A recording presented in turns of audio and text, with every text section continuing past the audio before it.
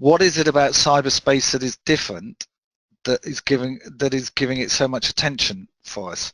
Is it the speed at which it operates? Yes. Is it the reach at which it operates? I think that's another factor, and I think the other factor is how much it is integrated in every action we do. Why we all find this such a challenging area is our desire to give as much responsibility in that to technology, and that's manifested now in the Internet of Things.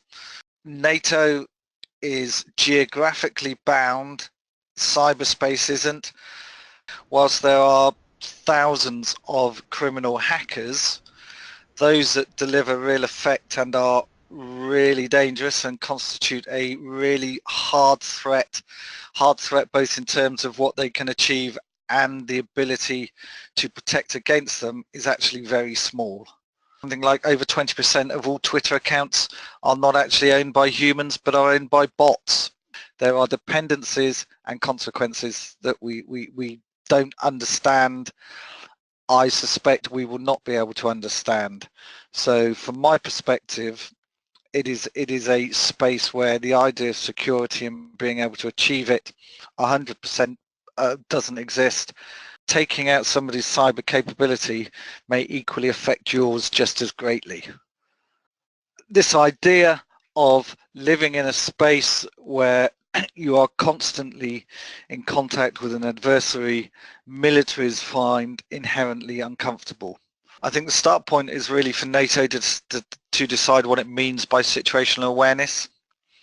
Does it mean situational awareness of its own systems and their own operation? Does it mean situational awareness of the threat, and that threat within the operating environment, or that threat globally? Much like cybersecurity in general, a recognition that NATO is probably never going to have a complete picture or be able to get a complete picture. So once again, that's the context. How do you do it? I think a reliance on non-NATO, non-state resources is the only way to achieve any level of cyber security, and to operate in the cyber domain. Requires you not only to be efficient in your defense, but to have and be prepared to use an offensive capability. I think they are not separate entities. For NATO, every piece of equipment you have now, I should think, or is coming into service, correction, that will come into service over the next decade, will be an Internet of Things object. I wonder how much of an effect and how much of an issue it will be when a commander has to give part of his command to a machine, and that will happen because the commander A won't be able to deal with the information that he's receiving, and B, he will not be able to react quick enough in response to what the adversary is doing. I think the challenge that NATO faces, and any military organization or any organization faces now, is that decision makers at all levels have had it drummed into them over the last 5 years, the last decade, that information is at their fingertips, that they can access it, that they can analyze it, and that they will understand it. I think as the world, particularly in the digital and cyberspace, has become so much more complex, those old ideas are less and less true, and less valid. So maybe part of it is getting decision makers to understand that despite what you may believe, and you may have read, you will not have a complete situational awareness of what is going on. And some of the situational awareness that you have may well not be correct, and you will have to make judgments on that. But that's not new in a way. That's what commanders have always had to do.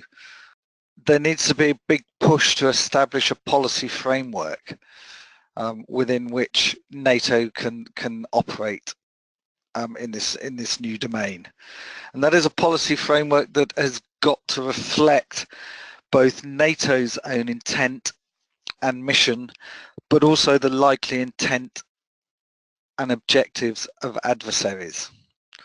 And I think one of the things that history tells us is that militaries and military organizations are very good at, in many ways, outlining, giving their own intent, but not very good at understanding the adversaries. And I think in cyberspace, where your adversary can act very quickly, with limited resources in real terms, and probably very effectively, depending on how your cybersecurity defensively is, it is something that desperately needs to be thought about. What other points did I sort of think about when I was writing down some notes on this?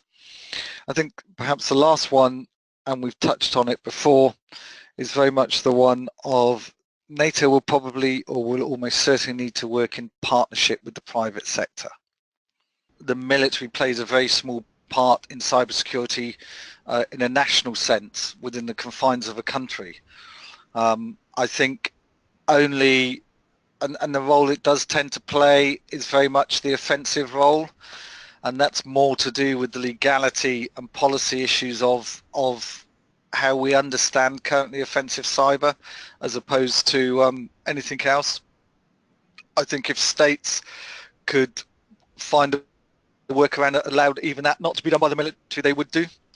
I think in terms of whether the private sector could accept that responsibility on a national level, in theory, I don't see any reason why not.